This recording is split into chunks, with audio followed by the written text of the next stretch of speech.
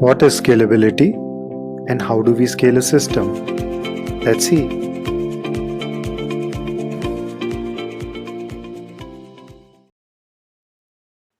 Alright, so we have already discussed what scalability is. During performance topic, we kind of touched it. So very briefly, scalability is the ability of a system to increase its throughput by adding more hardware. In other words, scalability is the ability of a system to process more requests as we add more hardware without any need to change the software. Another implication of scalability is that we should be able to take away some of the hardware which is not in use due to low user demand or any other reason.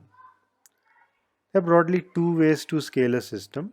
First is vertical scaling, which heavily relies on hardware scalability.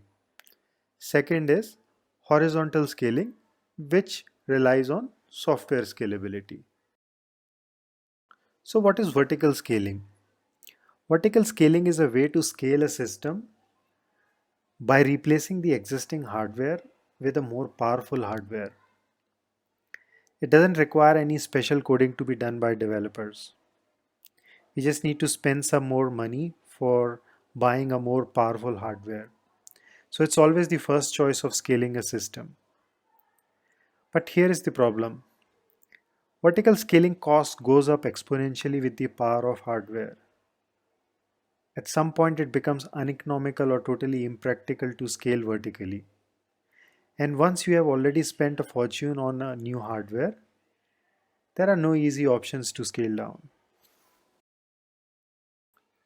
That brings us to horizontal scalability. Horizontal scalability requires adding more machines. It also needs complex software changes for coordination between multiple machines. The very same way multiple threads coordinate on a single machine. Just that instead of single machine, now we are coordinating on multiple machines. The flip side is that it provides an infinite amount of scalability, at least theoretically, in a very cost effective manner where costs rise only linearly. Horizontal scaling requires a special component called load balancer. It is required to distribute requests across multiple instances of a horizontally scaled out software. They provide various strategies to balance load, and there are many other details that we would like to understand, but we will cover those details in a section dedicated to load balancers only. For now, this much should be sufficient to move forward. The other alternative to load balancers is that the clients themselves take the responsibility of routing requests to a backend server. Again, we will talk more about this in later slides. All right. So what are the different ways of horizontally scaling a system? There are broadly five ways. First is replication, then caching, then partitioning, services, and asynchronous calls. Let's very briefly touch them one by one before we go into details of each one of them. Okay, replication is the core enabler of horizontal scaling. The objective here is to share the application load on multiple machines. It is quite trivial when a component is stateless, as all nodes are equal and we can anytime start a new instance and register it with the load balancer. As soon as a new node is registered with the load balancer, it is ready to serve requests. It's almost as easy as that.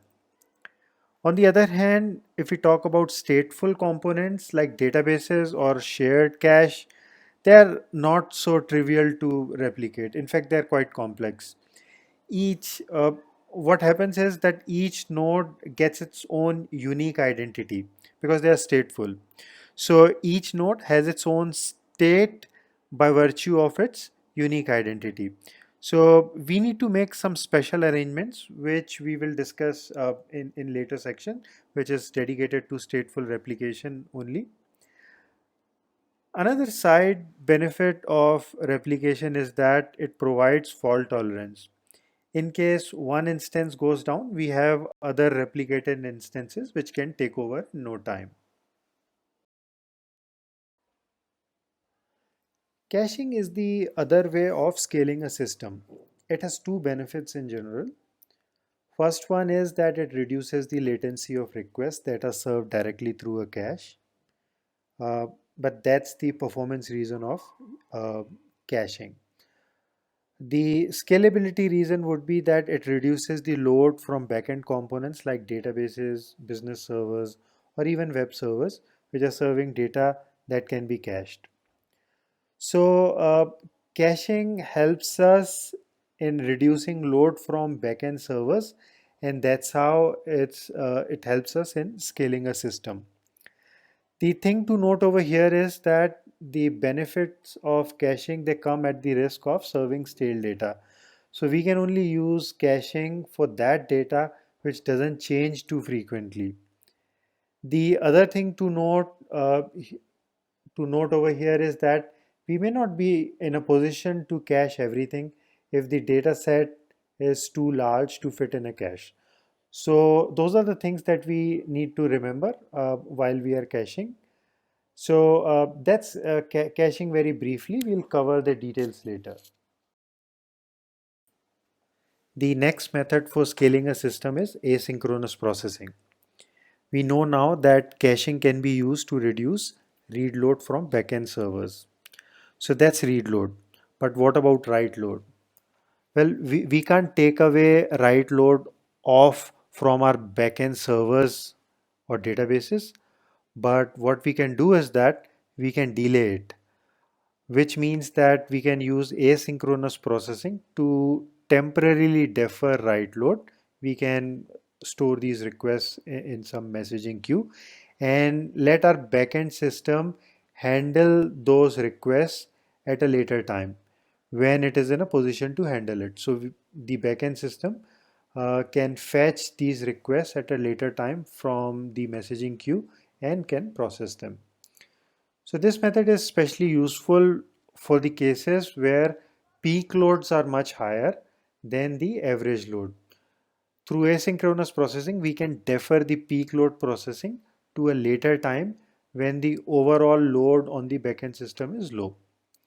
That means we only need to have the capacity to handle the average load instead of peak loads, which is a big gain in terms of operating costs. But do we do this only for operating costs? No, that's not the case. So in some cases, asynchronous processing seems to be the only way out.